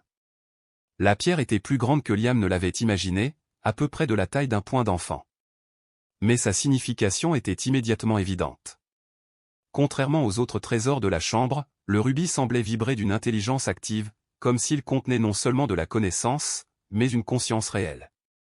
Quand Kai s'en approcha, la lueur rouge de la pierre s'intensifia, créant des motifs de lumière qui dansaient sur les murs de la chambre comme une symphonie visuelle. « Il te reconnaît » dit frère Loban avec admiration. Le rubis de sang attendait quelqu'un avec votre héritage spécifique et votre développement spirituel. Mais même tandis que Kai tendait la main vers la pierre flottante, la chambre commença à trembler à l'approche de leur poursuivant. Des bottes lourdes sur l'escalier en colimaçon, des voix criant des ordres, le gémissement d'un équipement électronique mis sous tension pour l'assaut qu'il prévoyait sur l'espace sacré. Éloignez-vous des artefacts. La voix venait de l'entrée de la chambre, où Marcus Reed lui-même apparut, flanqué d'hommes armés en tenue tactique. Il était plus jeune que Liam ne l'avait imaginé, peut-être 45 ans, avec la carrure élancée et les yeux intenses de quelqu'un habitué à acquérir tout ce qu'il désirait par la force ou l'intimidation. « Docteur Vasquez », continua Reed, sa voix empreinte de la déception de la trahison. « Je suis surpris de vous trouver ici. Notre accord était très clair sur vos obligations. » Helena s'interposa entre les hommes de Reed et les manuscrits flottants, ses diplômes universitaires soudainement transformés en armure morale. « Certaines choses sont trop importantes pour être possédées, Marcus. Cette connaissance appartient à l'humanité, pas à celui qui peut payer le prix le plus élevé. » Le rire de Reed fut froid et calculateur. L'humanité a eu sa chance de préserver cette sagesse. Les moines qui l'ont créée sont morts. Les monastères qui l'abritaient sont en ruine, et les gouvernements qui auraient dû la protéger ont complètement échoué. Au moins, mon consortium veillera à ce qu'elle survive, même si l'accès est limité. Un de ces hommes leva ce qui semblait être une sorte de dispositif de balayage, son gémissement électronique faisant frissonner les manuscrits flottants comme des oiseaux sentant une tempête. Les murs cristallins de la chambre commencèrent à résonner en réponse, créant des harmoniques qui faisaient mal aux dents de tout le monde. « Arrêtez » ordonna Kai, sa jeune voix portant une autorité qui fit même les mercenaires endurcis de Reed faire une pause. « Vous perturbez le champ de résonance.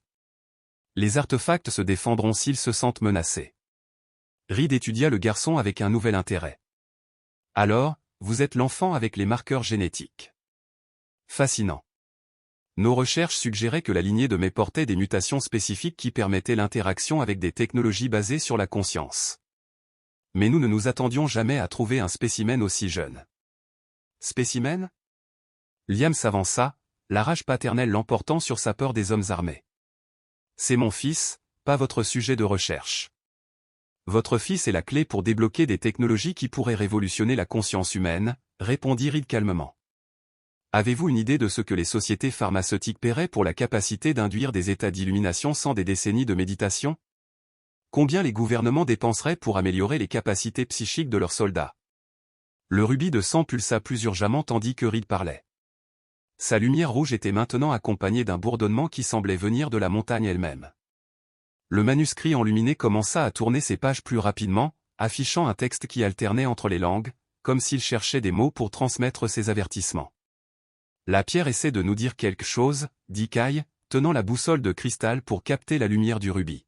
« Elle me montre des images de ce qui arrive lorsque cette connaissance est mal utilisée. » À travers la boussole, il commença à décrire des visions qui glaçaient tout le monde dans la chambre, des techniques d'amélioration de la conscience transformées en méthodes de contrôle, une sagesse de guérison corrompue en guerre psychologique, des pratiques spirituelles commercialisées jusqu'à ce que leur pouvoir transformateur soit entièrement perdu. Ce qui est précisément la raison pour laquelle elle a besoin d'une surveillance appropriée, dit Reed doucement, faisant signe à ses hommes d'avancer.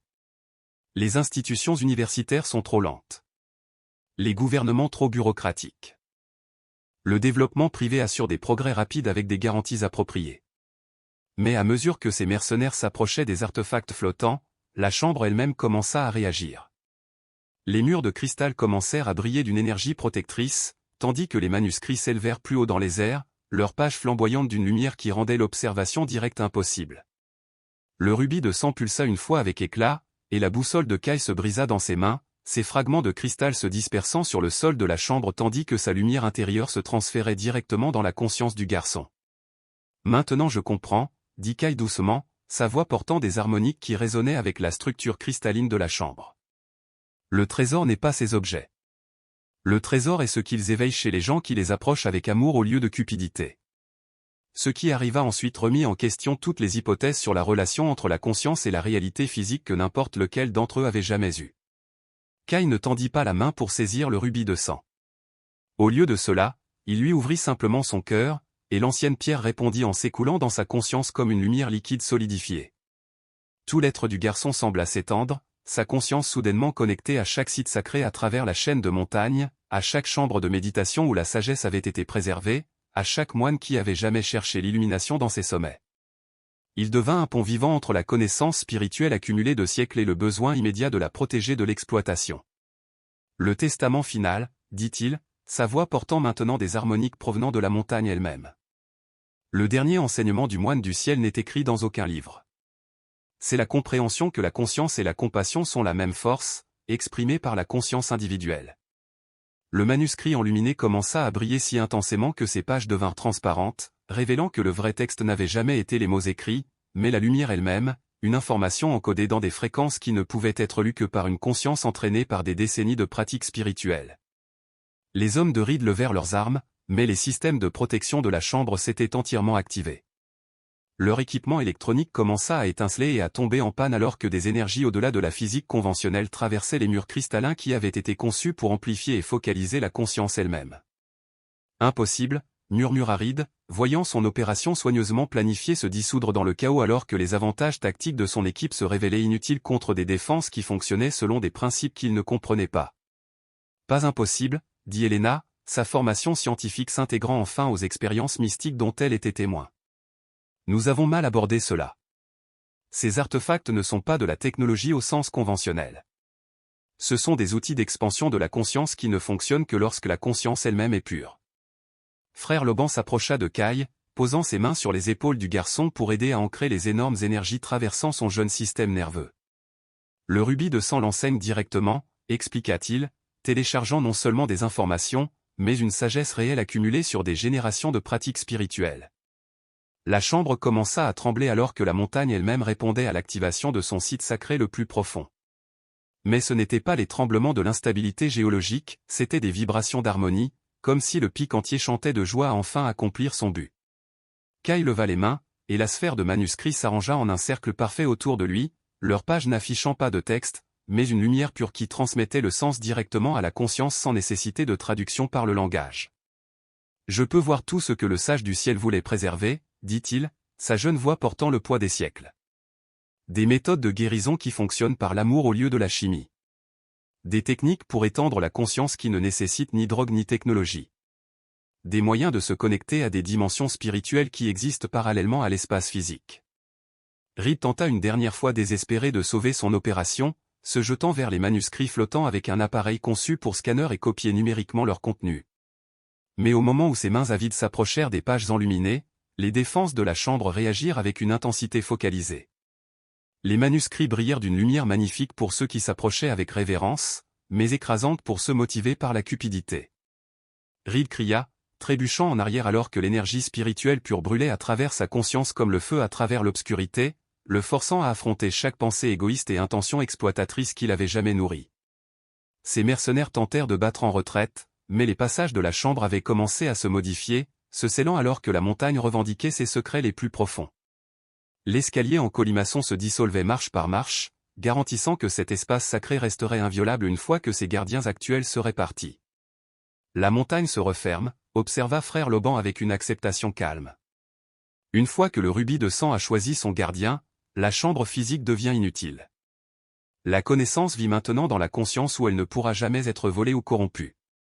Kai baissa lentement les mains. La sphère de manuscrit se reposa progressivement à ses positions d'origine autour de la chambre, mais quelque chose de fondamental avait changé. Les artefacts ne semblaient plus être des objets séparés, ils étaient devenus des extensions de sa conscience, accessibles chaque fois que nécessaire, mais ne nécessitant plus de forme physique pour exister. « Papa » dit-il doucement, se tournant vers son père avec des yeux qui recelaient des profondeurs de compréhension qu'aucun enfant de 10 ans ne devrait posséder. Je sais ce que nous devons faire maintenant. Le rubis de sang avait fusionné complètement avec sa conscience, sa lueur rouge émanant maintenant de l'intérieur plutôt que d'une source externe. Il était toujours reconnaissable comme Kai, toujours le fils de Liam, toujours un jeune garçon gérant son deuil et découvrant sa place dans le monde. Mais il était aussi quelque chose de plus. Il était devenu un dépositaire vivant de la sagesse qui avait été préservée pour ce moment précis. Reed et ses hommes restants se trouvèrent piégés non pas par des barrières physiques, mais par leur propre incapacité à percevoir les sorties qui exigeaient une clarté spirituelle pour être franchies. La chambre ne leur montrait que des murs et des impasses, reflétant leur propre cécité spirituelle. « Vous ne pouvez pas nous laisser ici », exigea Reed, son sang-froid s'effritant enfin alors qu'il réalisait que toute sa planification et ses ressources avaient mené à l'échec. « Nous ne vous laissons pas », répondit Kai avec une compassion déchirante dans sa maturité. « Nous vous donnons le même choix que la chambre donne à tout le monde. Vous pouvez essayer de prendre ce qui ne vous appartient pas et rester piégé par votre propre avidité. Ou vous pouvez lâcher ce que vous croyez vouloir et trouver le chemin qui mène à la liberté. » Elena rassembla son équipement, mais elle laissa derrière elle les caméras et les scanners qui avaient semblé si importants lorsqu'elle était entrée dans la chambre. La véritable documentation de cette expérience existait désormais dans la mémoire et la compréhension, et non dans des fichiers numériques qui pouvaient être copiés et commercialisés. « Les manuscrits resteront ici, dit-elle, comprenant enfin son rôle dans l'histoire plus large, mais leurs enseignements se répandront à travers les personnes qui auront été changées en les rencontrant. C'est ainsi que la sagesse est réellement préservée, non pas dans les musées ou les collections privées, mais dans la conscience vivante. » Alors qu'il se préparait à partir, Liam réalisa que son fils avait résolu le problème fondamental qui les avait poussés au Népal. Le garçon affligé, renfermé, qui disparaissait un peu plus chaque jour, avait retrouvé non seulement sa voie, mais son but. Le traumatisme qui les avait séparés était devenu le fondement d'une connexion plus profonde que l'un ou l'autre n'aurait pu l'imaginer. « Es-tu toujours mon fils » demanda-t-il doucement, ayant besoin de l'assurance que cette transformation extraordinaire n'avait pas volé l'enfant qu'il aimait. Kai sourit, et dans cette expression se retrouvait toute la chaleur et la malice enfantine qui avaient manqué pendant 2 ans, combinées maintenant avec une sagesse qui les guiderait tous deux à travers tous les défis à venir. « Je suis toujours moi, papa. Je suis juste plus moi maintenant qu'avant. » La chambre commença sa transformation finale, les murs de cristal devenant transparents alors que la structure physique s'apprêtait à se dissoudre dans la montagne d'où elle avait été taillée. À travers les murs transparents, ils purent voir un chemin menant non pas à travers les passages dangereux qu'ils avaient parcourus pour atteindre ce lieu, mais directement à la surface par un tunnel qui n'existait que pour ceux qui avaient achevé le voyage spirituel. Reed et ses hommes finiraient par trouver leur propre chemin, mais seulement après avoir affronté les peurs et les attachements qui les avaient poussés à chercher le pouvoir plutôt que la sagesse. La chambre leur enseignerait ce qu'ils devaient apprendre, qu'ils le veuillent ou non. Alors qu'ils marchaient vers le tunnel de sortie, le dernier don du rubis de sang se révéla. L'énorme trésor que le sage du ciel avait accumulé, les artefacts et manuscrits d'une valeur de 75 millions de dollars, commença à scintiller et à s'estomper. Non pas détruit, mais transformé en quelque chose qui ne pourrait jamais être volé ou vendu. La connaissance qu'il contenait vivait désormais dans la conscience de Kai, accessible chaque fois que nécessaire, mais à l'abri de ceux qui voudraient l'exploiter. Le véritable trésor n'avait jamais été les objets eux-mêmes, mais la sagesse qu'ils représentaient, et la sagesse ne pouvait être possédée, seulement partagée. 6 mois plus tard, Liam était assis sur le porche de leur cabane en bambou reconstruite, observant la brume matinale s'élever de la vallée en contrebas, tandis que son fils travaillait dans le petit jardin qu'ils avaient planté ensemble. La structure physique était la même que celle qu'ils avaient achetée à Pamba, mais tout leur rapport à elle s'était transformé. La cabane n'était plus seulement un refuge contre le chagrin. Elle était devenue le fondement d'un nouveau type de vie qu'aucun d'eux n'aurait pu imaginer lorsqu'ils avaient traversé pour la première fois le pont de corde, le cœur rempli d'un espoir désespéré. Kai se déplaçait dans le jardin avec la même attention méthodique qu'il apportait maintenant à tout, mais il y avait une joie dans ses mouvements qui manquait depuis si longtemps. Il consultait le petit journal où il enregistrait non seulement la croissance de leurs légumes, mais aussi les intuitions qui lui venaient pendant la méditation, les observations sur les humeurs changeantes de la montagne, et les lettres à sa mère qu'il écrivait sans jamais avoir l'intention d'envoyer. Le journal était devenu sa possession la plus précieuse, un simple carnet qui contenait le récit continu de la façon dont un garçon apprenait à porter une sagesse ancienne sans perdre son enfance essentielle. Certaines entrées étaient des réflexions profondes sur la conscience et la compassion qui auraient impressionné des philosophes universitaires. D'autres étaient des observations tout à fait ordinaires sur le temps et l'amitié, et s'il devait planter plus de carottes la saison prochaine. Les vignes de gloire du matin grimpent plus vite que prévu, annonça Kai, s'installant à côté de son père, les mains tachées de terre et un sourire sans ombre. Je crois qu'elles aiment les chansons que frère Laban nous a appris à chanter pendant que nous travaillons. Liam avait appris à ne pas remettre en question les applications pratiques d'une sagesse qui défiait toute explication rationnelle. Les plantes poussaient mieux lorsqu'elles étaient cultivées avec méditation et musique. Les murs de bambou de la cabane semblaient se renforcer d'eux-mêmes lorsqu'ils étaient abordés avec gratitude et respect. L'eau de leur source de montagne avait un goût plus pur lorsqu'elle était puisée avec une attention consciente plutôt qu'une commodité hâtive. Ce n'étaient pas des phénomènes miraculeux. C'était simplement le résultat naturel de la conscience interagissant avec le monde par l'amour au lieu de l'exploitation. Une lettre d'Helena, dit Liam, brandissant l'enveloppe arrivée avec leur livraison hebdomadaire. Elle a terminé son livre sur l'expédition. Le visage de Kai s'illumina. Helena était devenue quelque chose entre une mentor et une sœur aînée, visitant tous les quelques mois pour vérifier leurs progrès et partager des histoires de ses recherches continues sur les sites sacrés à travers l'Himalaya. Sa carrière universitaire avait pris un tournant inattendu après leur aventure. Elle était devenue l'une des principales expertes mondiales en archéologie basée sur la conscience, étudiant les structures anciennes à travers leurs effets sur la conscience humaine plutôt que seulement leur signification historique. Dit-elle quelque chose à propos de Marcus Reed, demanda Kai, son ton dénotant plus de curiosité que d'inquiétude. Il est apparemment devenu un grand adepte de la méditation, répondit Liam avec un sourire. Passer 6 mois piégé dans cette chambre jusqu'à ce qu'il puisse trouver la clarté spirituelle pour percevoir la sortie avait eu un profond effet sur ses priorités. Le consortium entier de Reed s'était dissous après l'expédition ratée, mais non pas dans l'effondrement spectaculaire que Liam avait imaginé. Au lieu de cela, ses membres avaient progressivement réorienté leurs ressources vers la préservation et l'éducation plutôt que l'acquisition et le contrôle. Plusieurs avaient financé des expéditions archéologiques légitimes, tandis que d'autres avaient créé des centres de méditation et des installations de recherche sur la conscience. Les méthodes d'enseignement de la chambre, semblait-il, étaient remarquablement efficaces pour transformer la cupidité en générosité. Des nouvelles d'oncle Tom, demanda Kai, et Liam fut heureux d'entendre une affection sincère dans la voix de son fils plutôt que le ressentiment qui avait teinté leur relation pendant si longtemps. Tom et Sarah étaient venus 2 fois, d'abord pour vérifier que Liam n'avait pas complètement perdu la tête, mais acceptant progressivement que quelque chose d'extraordinaire était arrivé à leur neveu. Ils ne comprenaient toujours pas les dimensions spirituelles de la transformation de Kai, mais ils ne pouvaient pas contester les résultats, un garçon heureux, confiant, éloquent, qui non seulement s'était remis de la mort de sa mère, mais avait trouvé des moyens d'honorer sa mémoire en servant les autres. La petite école qu'ils avaient établie dans le village en contrebas était née du simple désir de Kai de partager ce qu'il apprenait avec les enfants locaux qui avaient des opportunités éducatives limitées. Ce qui avait commencé comme des séances de tutorat informel avait évolué en un programme unique qui combinait l'enseignement académique conventionnel avec la méditation, la conscience environnementale et ce que frère Laban appelait la sagesse pratique. Des parents conduisaient leurs enfants depuis des villages de plus en plus éloignés pour assister à des cours où les mathématiques étaient enseignées par la géométrie sacrée, l'histoire par des récits qui honoraient de multiples perspectives, et la science par l'observation directe des phénomènes naturels. La liste d'attente était devenue si longue qu'il prévoyait de former d'autres enseignants et d'établir des écoles similaires dans d'autres communautés montagnardes. « Je veux visiter la tombe de maman le mois prochain », dit Kai soudainement, sa voix portant le ton factuel qu'il utilisait pour les décisions importantes. Pour l'anniversaire. Je crois que je suis prêt maintenant. Liam sentit sa gorge se serrer d'émotions qui n'étaient plus purement douloureuses. Le chagrin demeurait, mais il avait été transformé d'une blessure qui ne guérissait pas en quelque chose de plus proche de la gratitude pour le temps partagé et l'amour que la mort ne pouvait diminuer.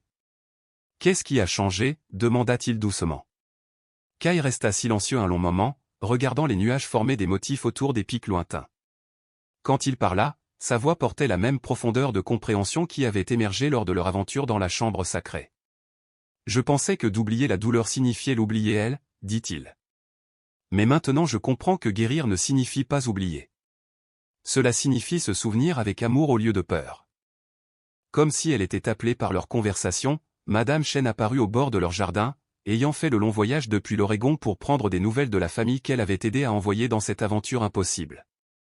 Elle se déplaçait plus lentement qu'il y a 2 ans, mais ses yeux contenaient toujours le même mélange de sagesse et de malice qui avait fait d'elle la plus proche amie de Mai. « Votre femme serait fière », annonça-t-elle, s'installant dans la chaise qu'il gardait toujours prête pour les visiteurs. Non seulement des dons du garçon, mais de l'homme que son père est devenu. Liam réalisa qu'elle avait raison. L'homme désespéré, accablé de chagrin, qui avait tout vendu pour courir après un rêve désespéré de guérison, avait été transformé par le même voyage qui avait éveillé les extraordinaires capacités de son fils. Il avait appris à faire confiance au mystère au lieu d'exiger des certitudes, à embrasser le changement au lieu de s'accrocher à ce qui était perdu, à trouver la force dans la vulnérabilité plutôt que dans le contrôle. Le véritable trésor qu'ils avaient découvert ne valait pas 75 millions de dollars. Il valait tout, la connaissance que l'amour ne prend pas fin avec la mort, que la guérison est toujours possible, et que certains foyers sont construits non pas pour abriter le corps, mais pour déverrouiller l'âme.